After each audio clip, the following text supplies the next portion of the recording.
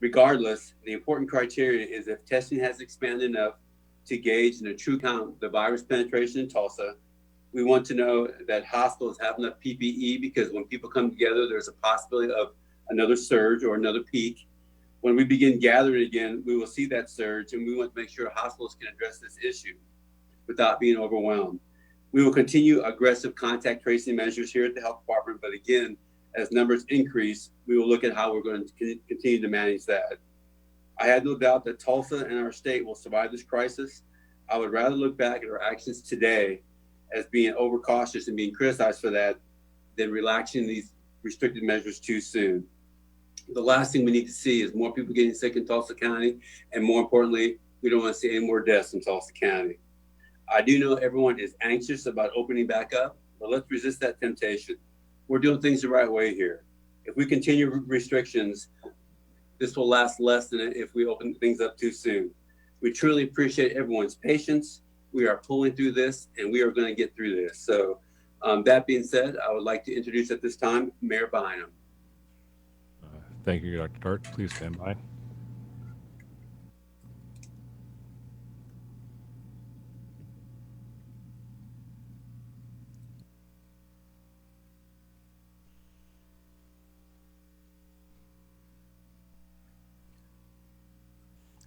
Mayor G.T. Bynum, City of Tulsa. Thank you, Dr. Dart. I can never say it enough times how grateful I am for you and your team and the guidance that you provide us here in Tulsa as we try to keep people safe. There are several important things I want to talk about in today's briefing. The first is the one that we're certainly hearing a lot about right now, which is how we re-engage so much of our economy here in Tulsa. I think it's important to distinguish two different tracks that we're working on. Now, the great Tulsa businessman who did so much for our city, Wade Phillips, had a great saying that I always think about, which is the when is as important as the how. And those are the two things that we're really focused on right now. The when is one that I really rely heavily on the Tulsa Health Department to let us know when is a safe time to re-engage parts of our economy that have been necessarily closed down due to the coronavirus pandemic that's afflicting the entire globe. And in the conversations I've had with Dr. Dart, what we recognize is that what we have to do is look at overall positive test cases in Tulsa. Now that testing is widely deployed, as you've heard Dr. Dart mention before, we now have at the Tulsa Health Department the ability to test people. If you have one symptom, you can call the Tulsa Health Department or your healthcare provider to get a test taken. The state of Oklahoma has over 80 different testing sites set up around the state for people to get the tests that they need. And now that we've established much better levels of testing than we had at the outset of this, we're able to get a better feel for the daily rate at which we're being afflicted with this virus and the rate at which people are contracting it. And so all the modeling that we've had to date shows that this week is anticipated, as I've said many times, to be the peak of the contagion rate. But we won't truly know that. That's based on modeling. We won't truly know that until people who have contracted it this week, and it's usually about 3 to 5 days before people start to notice symptoms of having COVID-19, and then they can get a test. We would expect to see those tests. If this week truly has been the peak of contagion rate, we would expect to see those tests also peaking sometime next week. The key for us is that you want to see a decline over a period of time. In some cases, it's 7 days. In other cases, it's 14.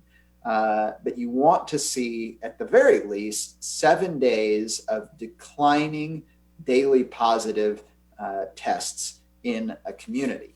And so the Tulsa Health Department, as they report that data to us on a daily basis, that's the number that I'm keeping an eye on.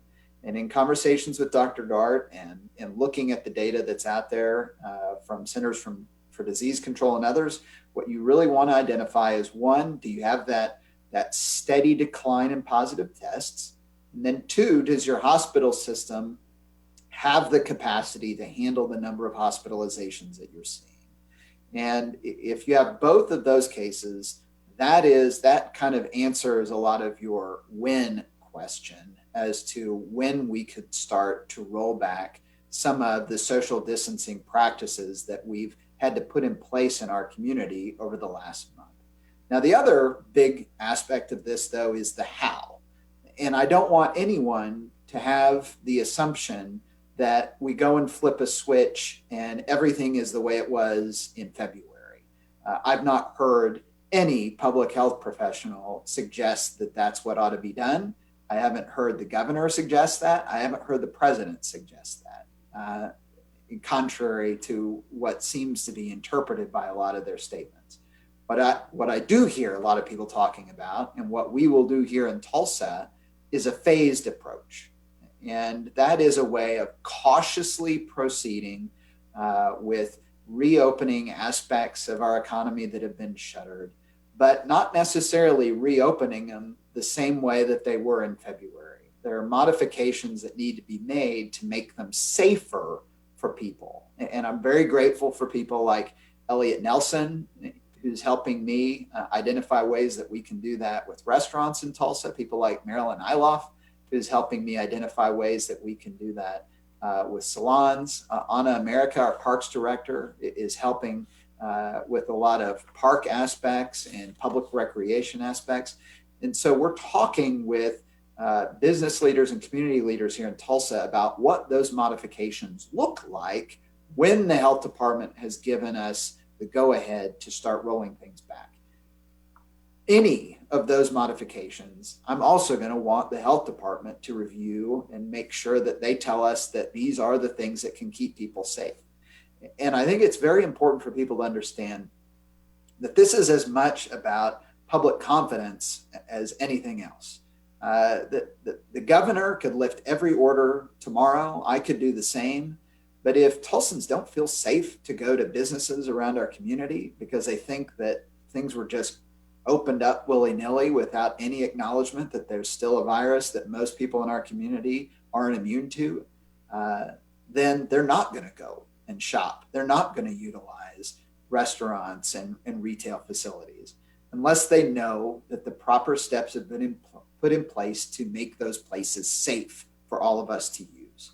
And so building up and having in place those things that allow for that consumer confidence is so important as we go about re-engaging our economy. And so I'm having those discussions with business leaders and community leaders here in Tulsa as we develop that plan. Right now, our orders run through April 30th. There will not be any lifting between now and that date. But I also haven't determined what needs to be extended past that date. We're going to evaluate this in partnership with the Tulsa Health Department day by day, and we're going to proceed with caution. I want everyone in Tulsa to know that when we do roll things back, we're doing them not because people were angry or in a rush to get things done. We're doing them because public health officials believe that they are safe to do.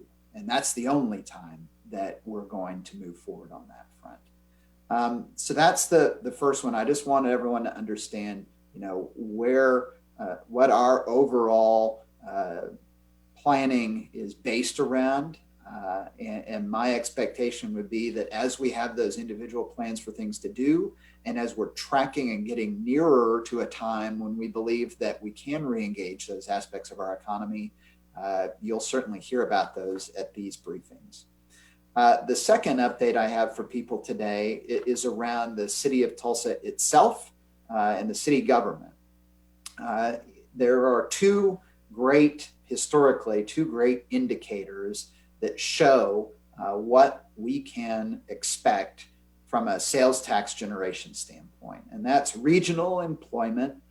As regional employment goes, usually our sales tax generation goes as well. And also crude oil prices, because that has such an impact on employment in Tulsa as well.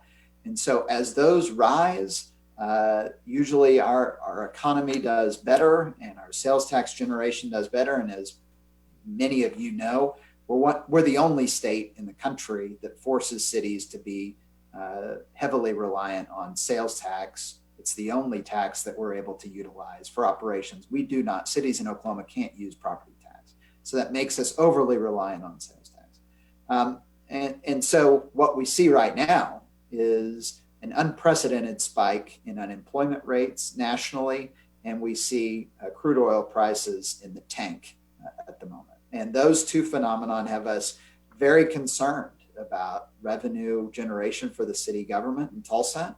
And so we're modeling our budgeting moving forward, looking at what we had to do going through the Great Recession in Tulsa. Just like we did last year with the flood, when in the early going, we kept trying to catch up with whatever water release rate people had, whatever the Corps of Engineers was announcing, and we'd create a map one day and then it would be useless the next because they changed the water flow rate.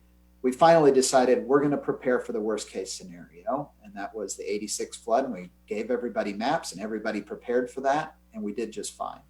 Well, in this case, for us, the worst case recent scenario is the Great Recession of about 10 years ago. And so that's what we're planning for at the city of Tulsa. In order to that, and we're fortunate because we have tools at our disposal that we didn't have a decade ago, like a rainy day fund that the city council and I have been very aggressive in putting money into over the last couple of years. At the outset of this pandemic, we initiated a hiring freeze. At the outset of this pandemic, we also initiated a travel freeze. But in looking at what our projections are for the year ahead, we recognize that even with all of those things, they're not going to be enough to maintain our service levels to protect the citizens of Tulsa the way that Tulsans should be protected.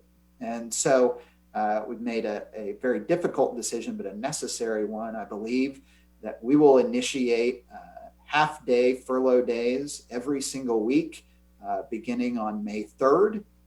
And those will run through December 26th. And that is for non-sworn employees at the city of Tulsa whose pay is funded by our general fund that is driven by sales and use tax. Police officers and firefighters and 911 operators are not impacted by this. This will not impact public safety service levels in Tulsa.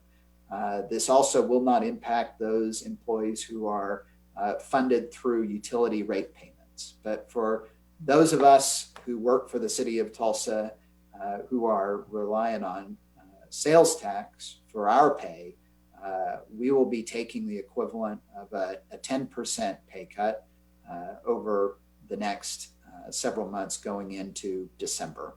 I say we, I include myself in that. I wouldn't ask any city of Tulsa employee to make a sacrifice I wasn't willing to make myself. And so I'll be taking that pay cut, as will every member of my staff in the mayor's office. We are doing this to protect the jobs of our team at the city of Tulsa. And this kind of reduction in pay, I believe, is necessary going into a fiscal year with great economic uncertainty, both locally and nationally. And so we're going to make these difficult decisions at the outset of the year, not try to catch up midway through the year. So those will go into effect on May 4th and again run through the end of the year. Another update on our small business relief efforts that we have here in Tulsa. I'm very pleased to report that we've had 207 applications for the Resilience and Recovery Fund for small businesses that the city of Tulsa is funding. So far, 15 loans have been approved for that to local small businesses that employ 193 Tulsans. There are additional loans that are being evaluated by the Tulsa Economic Development Corporation right now. So far, the main things that we've run into for those that we weren't able to process loans for were either a missing application information or a lack of just follow-up contact. But I think the thing I'm really excited about, though, that is an important measure that's helping a lot of people. The thing I'm most excited about, though, is that since April 1st, Tulsa Responds, the organization that we set up to help local businesses navigate not just local funding opportunities, but federal ones as well. That organization, Tulsa Responds, has helped local small businesses and entrepreneurs complete over 900 applications for federal aid since the 1st of April. That's tremendous work by the team at Tulsa Responds, and I'm very grateful for them. We had a question earlier at our briefing earlier in the week about the CARES Act. At the city of Tulsa, we're continuing to work with our colleagues in the neighboring counties and with Tulsa County in our federal delegation to evaluate what our opportunities are there. We're expecting further guidance from the Treasury Department to come soon. And so as we have more updates on that front, I will certainly let you know. Lastly, I just want to say that as we're concluding what we believe to be the crucial week for the prevention of the spread of this virus in Tulsa, how grateful I am for everyone who's taken it seriously. When you look at the death rates in Tulsa as they compare with other cities around the world that have been impacted by this, they are so much lower. And that is not because we're so much tougher here in Tulsa or that our immune systems are amazing or that we're so much healthier than everyone else in the world. They are lower because we as a community took action earlier in the event as it hit us locally than a lot of other communities around the world had a chance to. And so for everyone who acted quickly and early, very grateful for that. I'm so thankful. You've saved thousands of lives in our city. And the important thing is that this virus is not going to evaporate into the air on May 1st. It's going to be around for a long time. And so how we can start to evolve the way that we go about our lives from where we are right now, which I think we all agree is not sustainable for the long term, where we are from right now to where we want to be so that we can get our economy re-engaged. That's the kind of work that I'm working with local businesses and with the Tulsa Health Department to help develop a plan that we can deploy when the health department tells us it's the right time to deploy it. With that, I'd like to turn it over to my colleague, County Commissioner Karen Keith. Thank you, Mayor Bynum.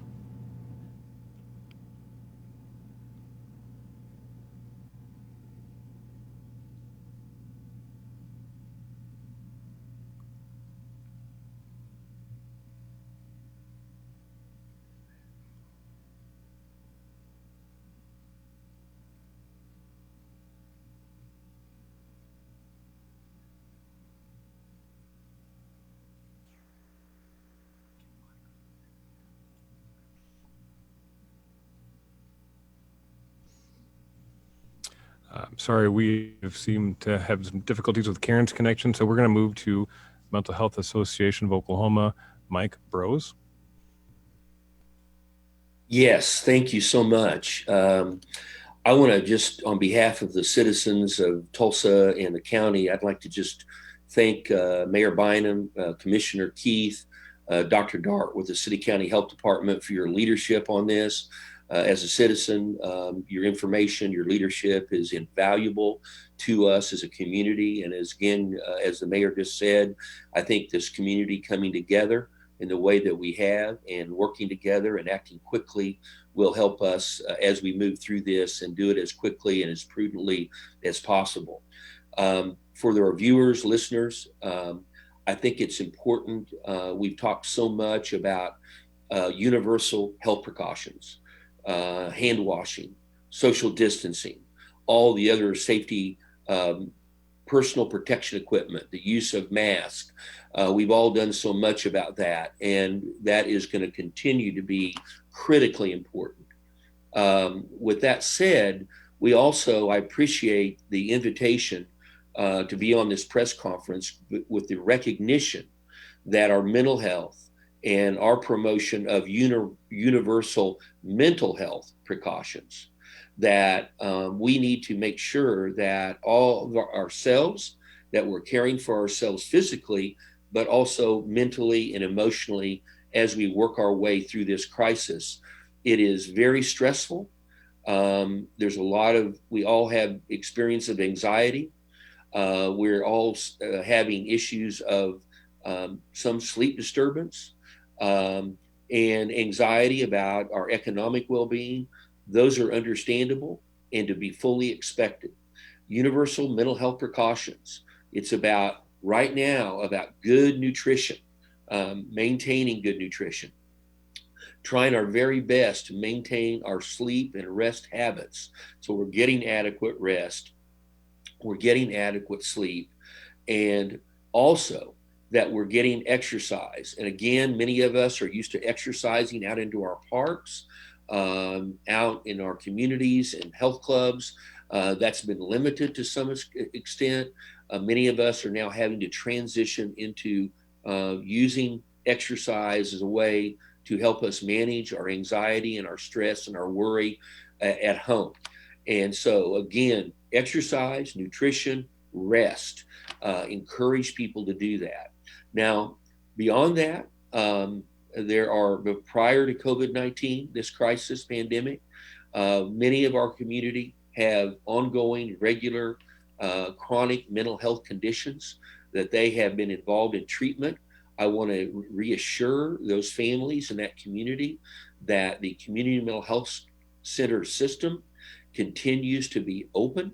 It continues to be active, engaging. They're using safety precautions, telehealth, FaceTime, phone conversations to be able, and if you're isolated, please reach out to them. I want to remind everyone also, we're worried about people being isolated. If you know of anybody, a neighbor, a family member, a friend, someone you worship with who's alone, reach out to them, call them, text them, reach out to them on a regular basis while still practicing and utilizing social distancing. It's very important that we keep our neighbors and our friends and our loved ones in mind in their mental and physical well-being, that we do that. Again, I want to remind the viewers, 211 is available. Mental Health Association Oklahoma. Dr. Dart mentioned about the things that the health department is linked up with other state agencies, including the Oklahoma Department of Mental Health and Substance Abuse Services, to assist people. The mental health community is open and available, and you can go to our number, you can go to our website. The Mental Health Association is also offering virtual support groups, our regular support groups that we have for people who have depression, anxiety, bipolar disorder, for their family members. We've added other additional support groups, including those that are first responders, COVID-19 related first responders, people who are on the front lines, from our grocery checkers, people that are out there in the community continuing to have to be in essential positions. We have a support group just for them. It's virtual. We also have one just for the general public who are needing somewhere to connect with, to talk to hear what others are dealing with, and to learn and find out you're not alone. Those are all led by licensed mental health professionals. They're free. You can get the information on those from our website, mhaok.org. That's mhaok.org. Again, many people are concerned about our homeless population. The shelter system people are doing incredible, heroic work with that population. The outreach teams are out there using all safety precautions, but we're still outreaching to that community where people are still being housed is slower, but we are getting people housed as quickly as we can. I want to do a special shout out with the city of Tulsa, Becky Gligo, her leadership and the team with Housing Solutions that are all working with all the different providers. I want to thank the Tulsa Area United Way for continuing to be very concerned about the financial well-being and strength, having all the resources that the nonprofit community needs. Again, during this time, I want to caution everyone to be careful about excessive use of substances, including alcohol, prescribed or non-prescribed medications. Be very, very careful with that. Also, we know that there's always a higher possibility of increased levels of child abuse, domestic violence. Again, reach out, get help. Let's protect each other. And above all, as families, I hear stories of families having dinner together they haven't done that for a long time. They're playing board games, they're having fun, they're finding ways to enjoy themselves in ways and finding those silver linings in the midst of this. So I want to thank our leadership and thank you for allowing me to come on to this press conference. Okay, thank you, Mr. Brose. Stand by as we bring on our next speaker.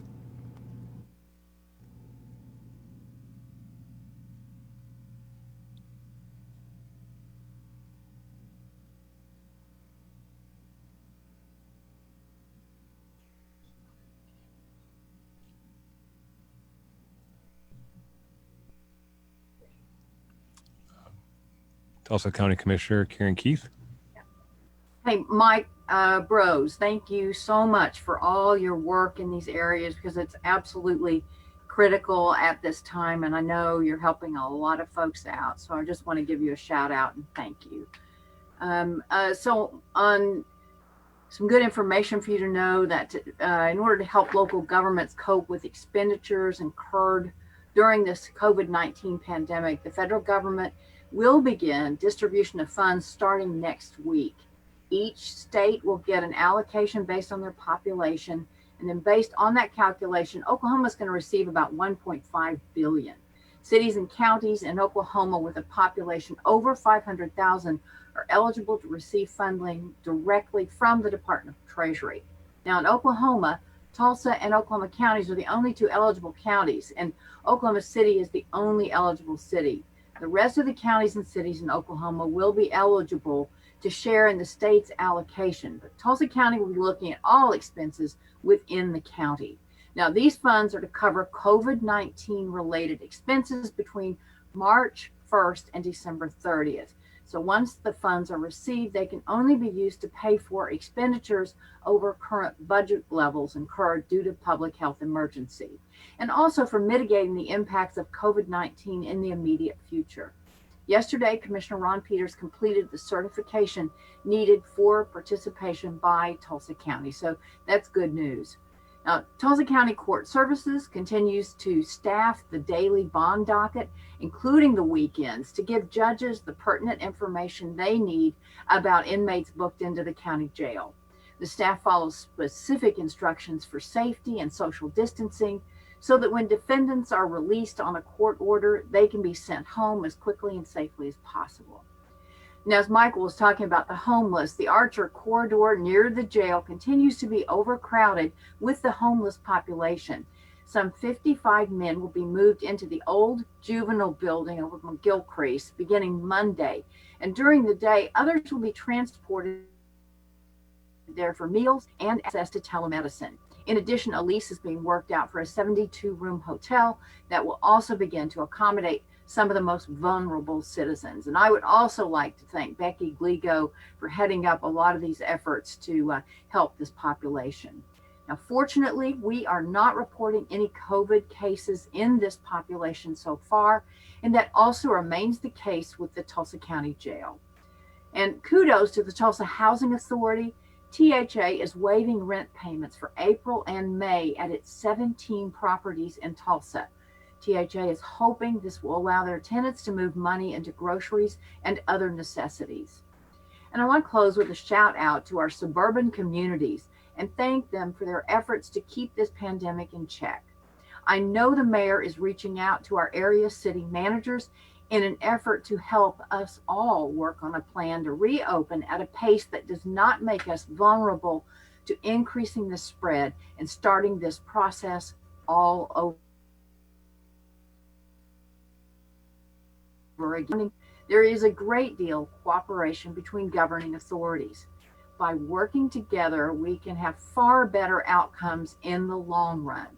So stay the course. We can't just flip a switch, as the mayor said, so that we can all respond to the data and make informed decisions about what comes next. So please take care, everyone. And as Mike Brose was saying, let's enjoy this time that we have with our families, and we'll see you all out and about on the other side of this. Thank you so much. Thank you, Commissioner Keith. Please stand by as we bring our other speakers back online.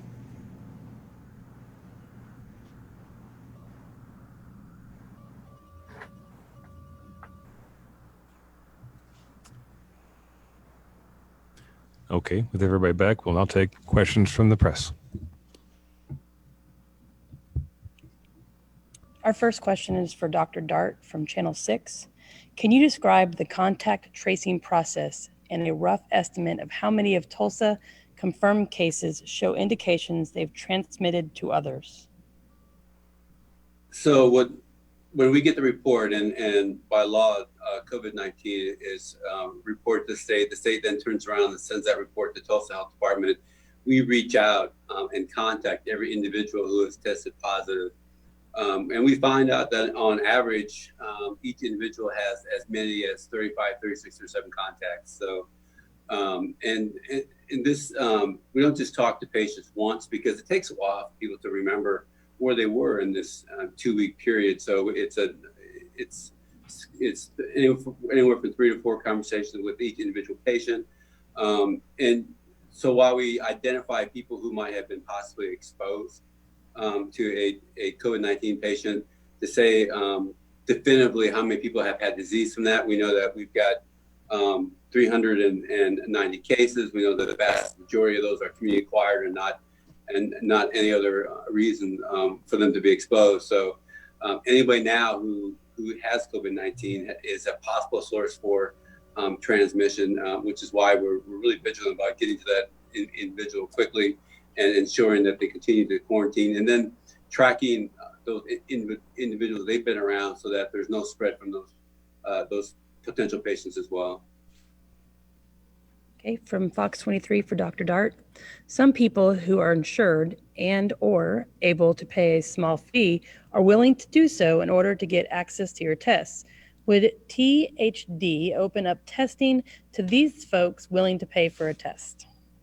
You know, not this juncture, because the healthcare systems are actually testing patients who are insured and who are members of their networks. And so if they really need a test and they have a healthcare provider and they're insured, they can get one through their healthcare system. And bottom line, though, you know, we're not anywhere near ready to test people who aren't sick. And we have limited supplies. We want to make sure that we're testing those people who need it most, people who've been exposed to a known COVID-19 patient, people who are experiencing symptoms. Eventually, we do hope to open up and do a broader testing and test anybody that wants to have a test. We're not there yet in terms of testing supplies. We'll be there eventually, but right now, if you are insured and you have a healthcare provider, you can get a test. So at least you can call them and be screened to find out if you need a test. Okay, Fox 23 for Dr. Dart. How does your new testing plan fit into what the governor just announced about the testing at the OSU Health Science Center? Are we talking about the antibody test that the governor talked about, or the fact that OU and OSU we're going to stand up testing pods? I think if we're talking about the stand up of testing pods, let's face it, that helps expand our testing. The more people tested, the more we'll have an idea of what the penetration of virus is into our community. I know that OSU has been working on developing an antibody test, and we're excitedly waiting for that to be rolled out. We don't know where that is yet. We are in conversation with OSU, so we'll know more. I think as they're ready to roll it out, of course they'll contact all of us, and we can make that information available to the media. But right now, I think the important thing is do we have the ability to test? And anybody in Tulsa who who need a test, have been exposed, have been sick, have been able to get a test. And to be able to expand that even more is really critical to really let us know where our community stands in terms of the development of herd immunity. We know we're nowhere near there yet. Right now, we're looking at possible 10% infection rates of people who've been exposed, and we know to have herd immunity, we need between 60 to 80% exposure. So we're nowhere near there, but over time, we'll definitely get there. Okay. Mayor Bynum from Channel 8. You and Mayor Holt of Oklahoma City have worked together during this whole pandemic. As mayors of the two largest cities, can you elaborate on how you two have coordinated your response to COVID-19? How often do you communicate? Do you share plans, etc.? Mayor Holt and I talk throughout every single day and have throughout the duration of this event. I would say he's probably the one of the best sources for advice. He's a great sounding board for me as we both think about how our two metro areas want to react and protect people during this event. I also think it's very valuable that the state's two major metro areas have largely followed the same policies. I think that's one of the things that's really helped Oklahoma flatten the curve, if you will. And so he and I talk throughout every day, and I'm confident that'll continue as we move ahead. He has mayors around the country that he's friends with, that he gets information from. I have other mayors that I'm friends with that I get information from. We share that when we're talking. So it's a real partnership. At least in the time I've been at the city, I don't think Tulsa and Oklahoma City have worked as closely on anything as we have on this pandemic response. Okay. Mayor Bynum from Channel 8. What will the city do when the state prepares to open? What type of timeline are we looking at? And will we be coordinating with Oklahoma City? So I had a really good call with Governor Stitt and Mayor Holt earlier this week, and I have a meeting actually later today with my colleagues in cities in the Tulsa metro area to talk about how we can all coordinate these efforts so that there's some uniformity in it as we deploy it. Now, I've said before, and I'll say again, a lot of that is about the how. What different steps are taken? What do they look like? We certainly, nearly everything we've done in putting our social distancing practices in place, Tulsa and Oklahoma City have deployed them at the same time. And our metro areas have really come around and embraced those as well. But I think it's important as we talk about re-engaging the economy that there's an equal playing field for everybody around the state. So I was grateful that the governor reached out and wants all of us to be on the same page on the how of that. But as I've said before, for me, when you talk about the when, and that's equally important, the people who know that best are the folks at the Tulsa Health Department who are on the ground here, who are independent, who are our public health experts in Tulsa. And so I'm going to follow their guidance on the when as to what we do here and when the right time to do it is. I'm very pleased, though, to see most of the talk you hear nationally, whether that's here in Tulsa, around the state. You heard it from the governor. You've heard it from the White House yesterday. A real talk about proceeding in a cautious, phased way.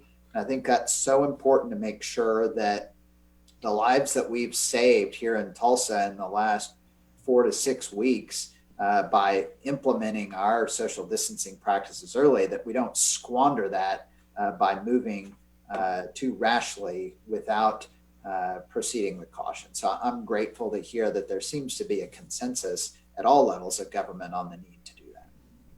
Okay. Mayor Bynum from Tulsa World. If you decide to extend your executive order past April 30th, how will you balance its mandates for citizens like social distancing with the increasing financial needs of Tulsa's economy, including businesses who've already had to close, lay off, or furlough staff? Well, that's exactly why I'm having the kinds of conversations I talked about earlier with businesses as to what kinds of adjustments can be made to make them safer for people moving forward. So again, everything I'm hearing, best case scenario is that we don't have a vaccine for this for 12 to 18 months, and that's best case. So we have to realize that there's going to be a new normal for commerce, not just here in Tulsa, but all around the world. And we want businesses to get reopened. I want our small business owners and large business owners to get back to business in Tulsa. But we all have to recognize that a lot of those businesses may not look and operate exactly the same way they did before there was a virus in our community that no one, except for a handful of people that have contracted it so far, are immune to. So that's the purpose of the discussions I'm having, is so that when the health department gives us the go ahead to start rolling things back, that we can allow the deployment of those businesses to move forward and to go back to their operations, but with these new practices in place that keep people safe and help people have confidence that they can go out and shop and live their lives in a much safer way than they would if we just flipped a switch and everybody pretended like there wasn't a virus here that didn't have a very high fatality rate. Okay, Fox 23 for Mayor. Is next year's budget that you will present to the counselors next week going to be in flux right up until you present it, because so much economic data and other things are changing? No, I think we pretty much have the budget at this point finalized. It will be presented on Wednesday to the city council. Now, I will say, the council and I have really prided ourselves in the time that I've been the mayor on having a year-long collaborative process where we develop a budget over a really prolonged period of time. And the reality is the economy that we had in Tulsa for the first 3 quarters of the year is a mirror image, just the complete reverse of what you're going to see, at least what we're projecting in the final quarter. And so that's caused us to make substantial changes to the budget, like the furlough days that I announced today, that we were not even contemplating 2 months ago. That's how fast this event has impacted our economy, both this event and the energy markets all around the world, the fluctuations that you're seeing there. So the budget for now is pretty much set. But one thing that, my old colleague David Patrick always used to remind us when I was on the city council and even when I was mayor, that we develop a budget at the beginning of the year using the best information we have for the year ahead.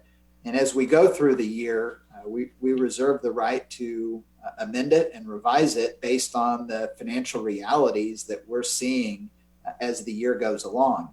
And I wouldn't expect this coming year to be any different. We will continue to monitor both our expenditures and our revenue on a daily basis moving forward through this coming fiscal year. Okay. Dr. Dart from the Tulsa World. The governor has announced plans for resuming elective surgeries starting April 24th. If doctors locally opt to start doing those again, how will THD help ensure there's still adequate resources at hospitals in the country for those hospitalized due to COVID-19? The important issue here is that each hospital has the amount of PPE that they need. When they start to increase elective surgeries, they're going to need more PPE. We work very closely with the regional medical response system. PPE is brought in through that network of emergency managers, and we'll continue to do that.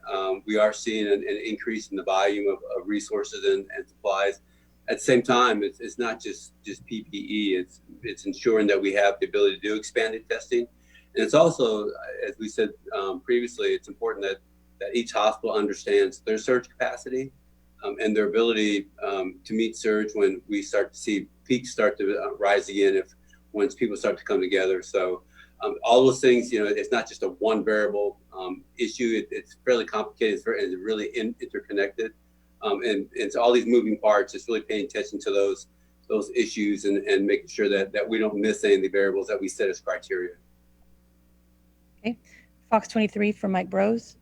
With there being everything from feelings of fear and hopelessness and isolation, how have local suicide prevention programs been holding up over the past few weeks? Has there been an inflow of people with needs? Well, we're always concerned about, I think, on any given day, any given year, the viewers may or may not be aware that we have about 3 times as many suicides as we do homicides. That's true all over the country. Suicide and the threat of self-harm is always an issue that we're very, very concerned about. And we really need family members, coworkers, friends, neighbors, people who we worship with, to help us identify individuals who are having a particularly difficult time right now and who may even be having thoughts of self-harm. And so to reach out to that person and to tell that person, we're going to get you the help that you need, and I'm going to help you stay with them. And the mental health community is open and it's active, and it's but we do need the help of people in the community and coworkers, friends, families, as I mentioned, to help us identify who those people are. And if you're one of those individuals and you're having those thoughts, please reach out. Again, 211 Mental Health Association. If you're in an extreme crisis, 911. We really want to be there to help us through this time. We know during this period of time that, again, as I mentioned earlier, anxiety, fear, depression, all the ways that this affects us mentally and emotionally, that's going to elevate right now. But we're going to, through helping each other, and again, reaching out to those people who are alone. Don't wait for them to call you. You call them, check on them. And if you sense that they're having a particularly distressed time, check on them regularly and offer to assist them to be able to get the help that they need. And we want to be right now ever vigilant about the well-being of our neighbors and our friends and our family. Okay, Tulsa World for Commissioner Keith. Can you elaborate on plans for housing for the vulnerable populations and how that will work, plus a possible timeline for how long that will be in effect? She's muted.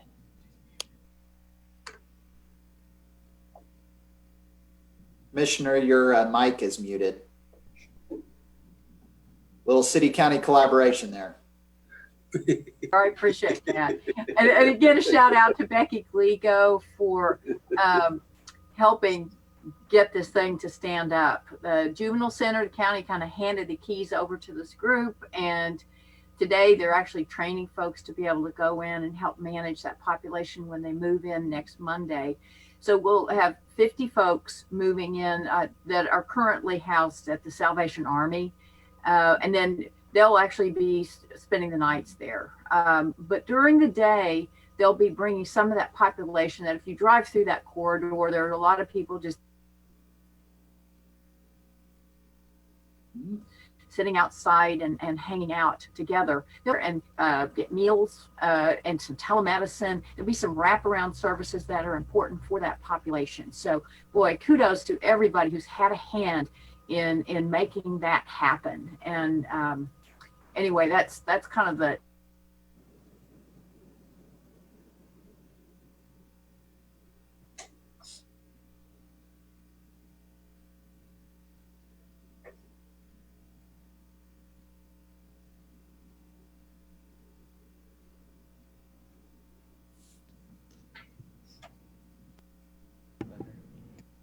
It appears that Commissioner Keith's camera has frozen. Last question was for her. So at this time, this will conclude our press conference.